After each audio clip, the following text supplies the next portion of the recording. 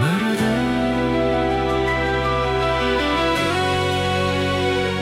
This means as if it were, or just like.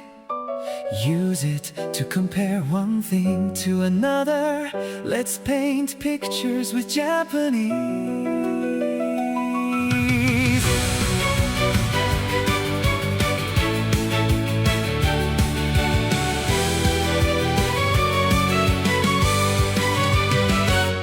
First, start with まるで to say as if, then connect a noun with のようだ. You can also use ような before a noun, or ように before a verb. It's perfect for making comparisons and describing things in a vivid way.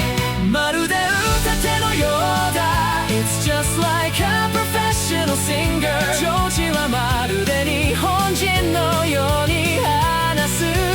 George speaks just like a Japanese person. サラはまるでモデルのようだ. Sarah is just like a model, like magic, like a dream. That's のよよだ.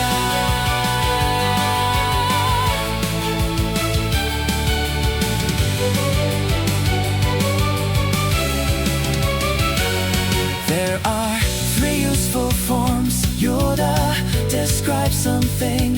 Yoda describes a noun. Yoni describes a verb in conversation. You'll often hear me tie. It means almost the same, but it's more casual. You'll also find many common expressions using のように. 雪のように白い White as snow. 氷のように冷た